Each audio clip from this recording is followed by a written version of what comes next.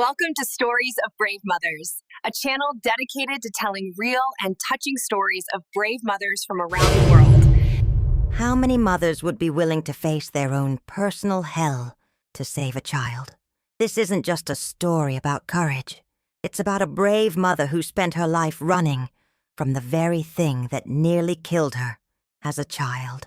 Until the day the ocean tried to take what she loved most. What happened next is breathtaking and will forever change the way you see a mother's love.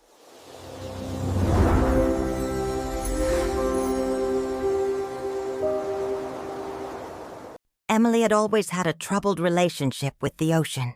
For most people, the sea meant vacations, fun, freedom. But for her, it was the opposite. The ocean was a silent monster that roared at the bottom of her memories. A place where, at 7 years old, she almost lost her life. A liquid nightmare that never left her. The memory came in flashes, sharp and cold. It was on a summer trip with her parents to Myrtle Beach, when she was still a skinny little girl, knees always scraped, head full of blonde curls. The beach was crowded, laughter, colorful umbrellas, sandcastles everywhere. A perfect day, until it wasn't. One moment of parental distraction, one step beyond the safety line, and the current dragged her brutally. Emily felt water invade her mouth, her nose, her ears. She tried to scream, but only swallowed salt. Her arms flailed without direction, her body sinking. She remembers the blurry sky above the surface, growing farther away. She remembers the muffled screams, as if from another dimension. And she remembers the sensation of disappearing. She was rescued just in time. A lifeguard pulled her out, breathless, her face pale, eyes wide. She didn't die that day, but a part of her stayed there, buried in the wet sand. Since then, the mere idea of entering the ocean paralyzed her. The salty air made her uneasy. The sound of waves, which so many found relaxing, made her chest tighten. Emily grew up seeing the sea as an enemy, one she couldn't see, but that was always lurking. During her teenage years, she made excuses to avoid beach trips, faked allergies, fevers, family obligations. Her friends called her a homebody, and she let them. She preferred isolation to the shame of her fear. When someone insisted, she offered a quiet smile and said, "I have my reasons," and life went on. Emily became an introspective woman, strong on the outside and quietly fractured inside. She built a world where she could control everything around her, and in that world, the ocean didn't exist.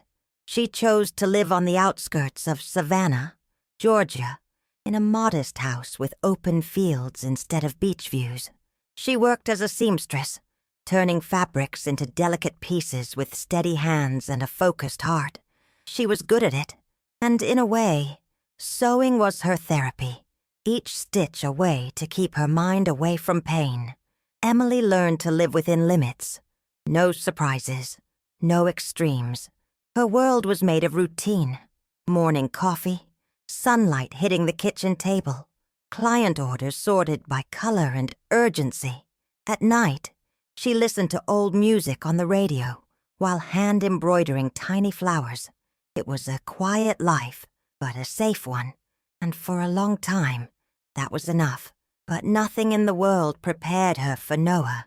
Noah came into her life when Emily thought she had no room left for new beginnings. The result of a painful or abusive relationship. The boy was her salvation. The father had vanished during the pregnancy, and Emily, despite the abandonment, carried on. Raising a child alone demanded strength, sacrifice, and surrender, but she never complained. From the moment Noah let out his first cry, she knew her life had a new meaning. He was special. His eyes seemed to see beyond words, a constant smile, boundless energy, and, curiously, a deep love for water. It was almost ironic. The son of a woman terrified of the sea was practically a fish. At 2, he stayed in the bathtub until the water turned cold. At 4, he invented stories about mermaids, sharks, and sunken ships. At 5, he begged to learn to swim. Emily resisted, had panic attacks just thinking of him in a pool. But out of love, and knowing she couldn't pass her trauma onto him, she gave in. She took him to swimming lessons, sat on the bleachers, nails digging into her purse, every dive testing her nerves. But Noah was incredible. He glided through the water like he was born in it. Every new skill he proudly showed her, and Emily smiled, even if her insides trembled. "Mom, will you swim with me in the ocean one day?" He asked it often, always with a sparkle in his eyes. Emily gave a soft smile and changed the subject. "Maybe someday." But deep down, she knew that day would never come. For her, the ocean was a line that couldn't be crossed. Still, Noah grew up free, intelligent, kind, curious, friends with everyone in the neighborhood. Adults loved him too, including Susan, the neighbor and Emily's best friend. Susan helped with Noah in emergencies, gave him rides, sometimes took the kids on outings, including to the beach. Emily knew this was a risk, but Noah deserved experiences, and Susan was cautious. Emily always made it clear, "Please watch him closely. Don't let him go too far." Susan always promised. She was a careful mother. Even so, Emily spent those beach days tense. She kept busy with complicated sewing tasks, cleaned the house more than necessary, called every hour. Sometimes, to ease her anxiety, Emily wrote letters she never sent, little notes to Noah in the future. "If one day I'm no longer here, I want you to know I loved you more than I loved myself." It was her way of managing the fear, because she knew that a brave mother's love often looks like this, protecting at all costs, even when it hurts. That Saturday was blistering hot, the kind of day when fans just blow warm air. Noah was thrilled. He'd go to the beach with Susan, her daughter, and other kids. Emily hesitated, but Noah hugged her with such joy, so sure everything would be fine. She couldn't say no. "Okay," she said, "but promise you'll stay in the shallow part." "I promise, Mom, and this time I'll bring you a shell to put by your sewing machine." Emily smiled. That melted her heart. Noah ran off with his backpack, laughing. Emily watched from the window as Susan's car disappeared down the street. Then she returned to her sewing machine, sat down, turned on the motor, and got to work. But something felt different that day. The needle kept jamming. The pedal felt heavy. The sunlight through the window was too harsh, almost like a warning. Emily's mind wouldn't quiet down. Hours crawled by. Sometimes she stopped everything and just listened. The machine's noise was drowned out by the buzzing in her chest. Anxiety, formless fear. Around 2 in the afternoon, the phone rang. Emily answered on the first ring. It was Susan, her voice shaky, cracking. "Emily, it's about Noah." Emily's hands went cold. "He went into the water with the other kids and a current pulled him. We can't see him. The lifeguard is searching." But she didn't hear the rest. The phone slipped from her hand. Her soul left her body. The world froze. Emily stood like in a trance, grabbed her keys, forgot her shoes, ran. Neighbors watched in stunned silence. The quiet woman next door was now a storm, a whirlwind tearing down the street, hair in the wind, eyes locked on the horizon. No one had time to ask anything. Emily stopped the first car she saw, screamed for help, and within minutes was on her way to the beach. During the drive, time distorted. Everything felt in slow motion. The sound of tires on the road, the scent of salt in the air, her hands gripping the seat, her mind full of terrible images. What if it was too late? When she arrived, the scene was like a nightmare. The sky was too clear. The waves crashed too loudly. A small crowd stared at the sea. Susan cried with her hands over her mouth.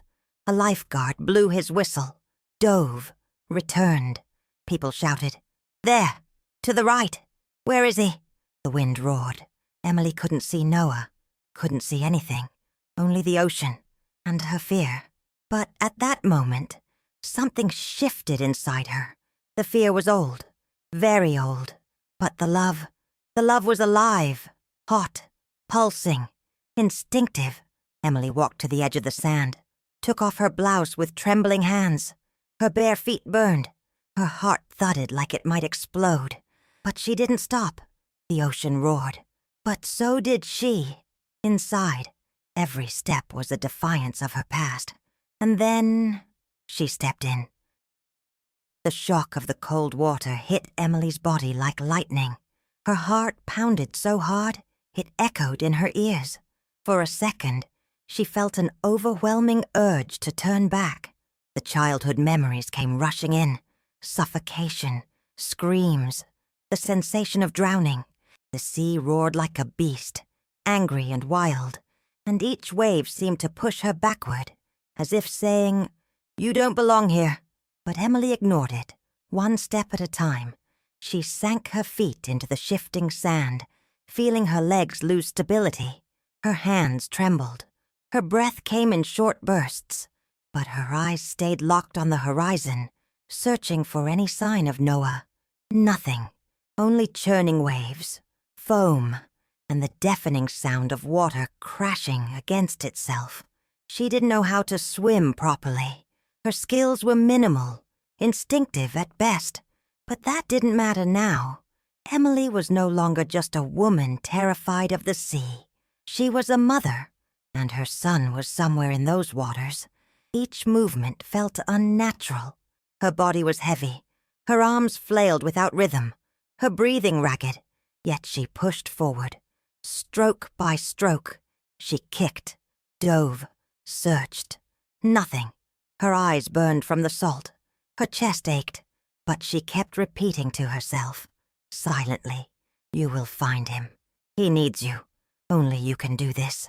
The lifeguard, a few yards to her left, shouted instructions.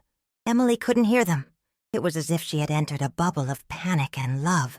Every second stretched into eternity. Time was warped, swallowed by adrenaline. People shouted from the shore, but she barely noticed. The world around her faded. All that existed was this water, her, and Noah, somewhere beneath it. Then something caught her eye, a flash of color, a fragment of blue fabric floating between the waves. It was like a tiny flag waving in chaos. Emily swam with everything she had. The current tugged at her. Her body burned with exhaustion, but her focus was unbreakable. When she reached the cloth, her heart stopped for an instant.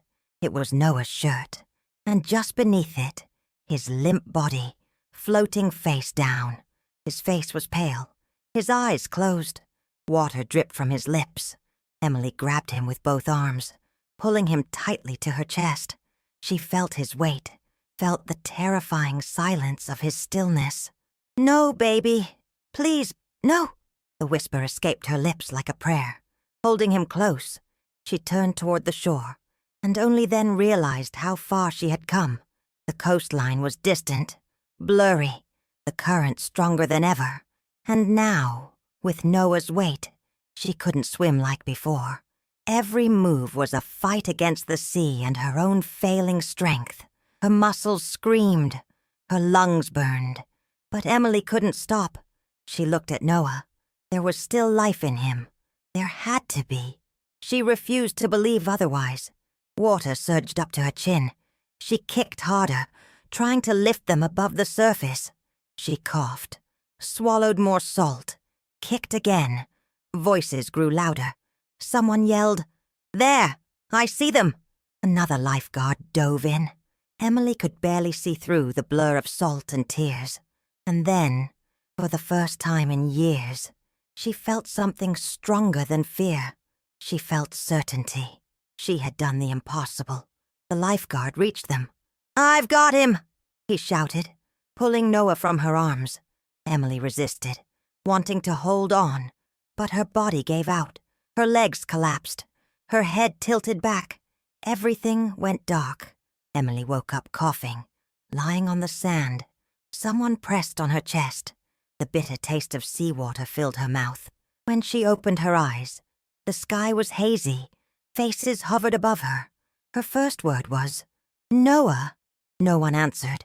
Instead, someone pointed down the beach. She scrambled to her feet, even in her weakened state. A crowd huddled around a boy lying still on the ground. A man pumped at his chest, fast and firm. Emily's heart nearly stopped. She stumbled through the sand, knees buckling, and dropped beside him. His hand was ice. "Breathe, baby. Please, breathe." More compressions. Another attempt. Then suddenly, Noah coughed. Water gushed from his mouth. His chest heaved. He let out a cry. Emily collapsed over him, crying uncontrollably. It wasn't the same cry as in the hospital. This was something else. It was relief and grief and gratitude all at once. She held him tight, rocking back and forth like a child herself. There, on the wet sand, time stood still. Hours later, in the hospital, the doctors confirmed what her heart already knew. Noah would be okay. It had been close. Just a few minutes later and the story would have ended differently. Emily listened to the doctor's words, but her mind stayed in the water, in the roar of the waves, in the image of Noah's face, in the strength that had poured out of her when there was nothing left. Susan cried in the hallway, repeating, "I'm so sorry," over and over.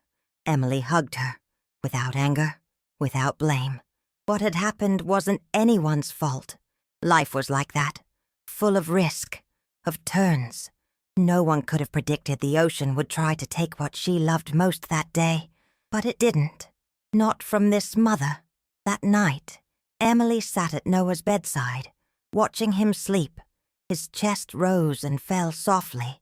His cheeks were pink again, his hair messy. She stroked his hand like a prayer. She thought of everything she had overcome, the fear that haunted her since she was 7, the pain, the doubt. She thought of that little girl once dragged under by the sea, and the woman who decades later had plunged back in, not out of fear, but out of love. She wasn't the same anymore. The brave mother inside her had finally, fully emerged. The hospital room was simple and quiet. The IV dripped slowly. A muted TV played something forgettable, but no one watched. Emily sat in the armchair beside the bed, her body exhausted, clothes still salty from the ocean, eyes fixed on Noah. He slept deeply.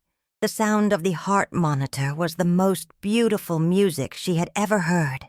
With every beep, her heart whispered back, "He's here, he's here." The hours following the rescue felt surreal, a whirlwind of doctors, tests, concerned nurses. Emily only remembered fragments.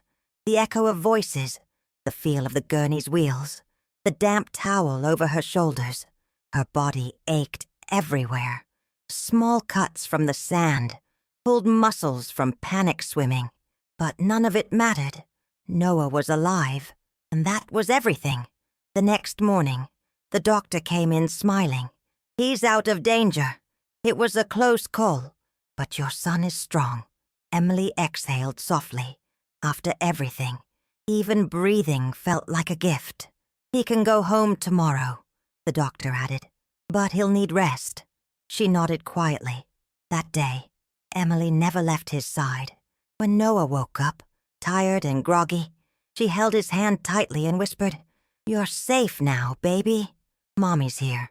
He looked at her, his eyes still dazed, and asked, in a weak voice, "You went into the ocean?" She smiled, her eyes welling with tears. "I did, and I would do it again, 1,000 times, if it meant saving you." Noah smiled back. Even weakened, he squeezed her hand with the strength of someone who understood exactly what that meant. Returning home was peaceful. Susan picked them up from the hospital with a car full of balloons and flowers.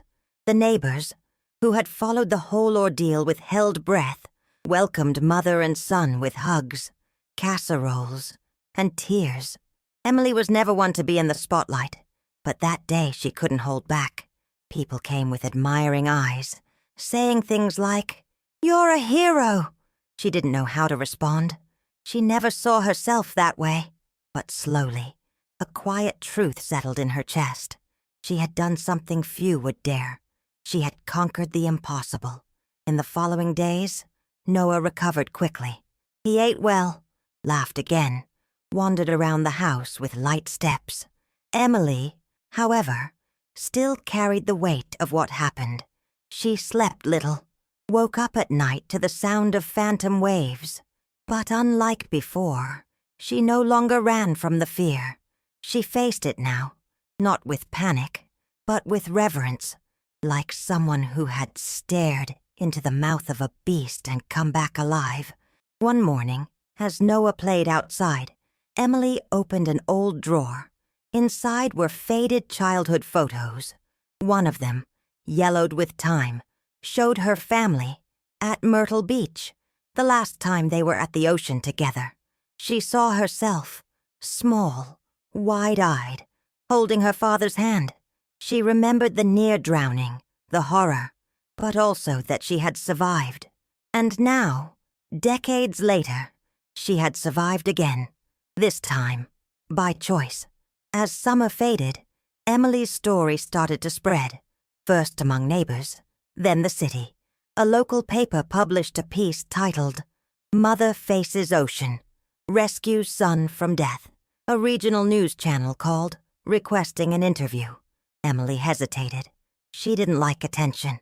But Noah, with his gentle yet persistent charm, begged, "Please, Mom, people need to hear what you did." She agreed. In the interview, she spoke calmly, slowly. She told them about her childhood trauma, the moment she dove in, the transformation. The journalist, visibly moved, ended the piece saying, "A truly brave mother." It was the first time Emily heard that phrase used to describe herself, not as a compliment, but as a statement of fact. She thought of the strength that had surged in her darkest moment, of the instinct that overcame paralysis, and for the first time in a long while, she felt proud. After the broadcast, letters started arriving. Other mothers reached out. Some came to her door. Their stories were different, but one thing united them. They saw themselves in Emily, women who had faced their own monsters, who had sacrificed for their children, who lived with silent fears. One, named Joanne, wrote, "You didn't just save your son, Emily. You gave us all the courage to face what we thought was impossible." Emily cried as she read it, not from sadness, but from finally understanding the depth of what she'd done. Her story wasn't just hers. It belonged to many. In time, Emily felt a desire to give back. She went to the local community center and volunteered. She started teaching basic sewing classes for single mothers, techniques they could use to earn income from home. Many came not just for skills, but for companionship, for a safe place. Emily became a sort of quiet mentor, not because she was perfect, but because she was real, human, strong because of her scars, not despite them. Noah was always with her. He carried the sewing kits, helped with activities. One afternoon, as they walked home, he said, "I'm proud of you, Mom." She looked in the rearview mirror, eyes warm. "I'm proud of you too, sweetheart." And it was true. Noah had changed since the incident. He was calmer, more thoughtful. He had nightmares sometimes, but he faced them with the maturity of someone who had glimpsed how fragile life could be. More than anything, their bond had deepened, a closeness that didn't need words. Then, something unexpected happened. Early in the fall, Noah came home from school with a permission slip in his hand. "Mom, my class is going on a beach trip. We're gonna clean up litter, help release rescued sea turtles. It's gonna be awesome." Emily froze. Do you want to go? Only if you come with me." She smiled, trying to mask the fear rising in her chest, but she promised to think about it. That night, she sat on her bed with the shell Noah had given her months ago. It was small, white, tinged with soft pink. He had found it in his backpack after recovering from the hospital. "It's yours, Mom. It's our victory." Since then, it sat beside her sewing machine as a reminder. The next morning, she signed the school form. On the back, she wrote, "I'll go with him." The beach looked different that day. The ocean was calm, the sky overcast. The blazing summer sun had given way to a gentle gray. Children ran across the sand, laughing. Teachers set up tents, handed out bags for collecting trash. Emily arrived holding Noah's hand. He wore a blue cap and carried a backpack with a water bottle and lunch. She looked at the ocean for a long moment, her body tensed. But beneath that tension, something else stirred. Curiosity. "Want to see the turtles?" Noah asked. "I do." They walked together to the release point. A team of biologists explained the process, why the turtles were being released, how they were rescued. Then the children took turns holding the small creatures and letting them walk toward the waves. When Noah was called, he looked at his mother. She nodded. Watching that tiny animal make its way to the ocean was like witnessing something sacred, a beginning. Afterward, Emily stood near the shore. She was just a few feet from the foam, toes buried in warm sand. Noah joined her. "You don't have to go in, Mom. Just being here is amazing." Emily looked at him, then at the sea, and then she took a step. The cold water touched her skin.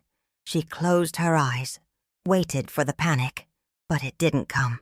She breathed deeply, took another step. The water now lapped at her ankles. "I'm here," she said softly. "Me too," Noah replied, taking her hand. And so, on that day, Emily entered the ocean again, not as a victim, not as someone chained to the past, but as a woman, a mother, someone who had decided fear would no longer be her voice. Driving home, Noah slept in the back seat. Emily drove with the window down, wind in her hair, face relaxed. For the first time in many years, she felt at peace with what she'd lived. Not because she had forgotten, but because she had faced it. She had turned pain into strength, trauma into story, fear into courage, and she had discovered something she'd never fully grasped until now. The love of a brave mother is not measured by what she says, but by what she dares to face. She had faced the ocean, and she had won. If you've made it this far, it's because you felt it. You felt the fear, the courage, the love, and the sacrifice of this brave mother. And if this story touched your heart the way it touched ours, imagine how many other incredible moms are out there, with stories waiting to be told. Here on this channel, every video is a tribute to the invisible force that moves the world, a mother's love. So if you believe in that too, hit that subscribe button, like this video, and share it with someone who needs to be reminded of how powerful a mother can be. Because sometimes, all a child needs is a mother who never gives up.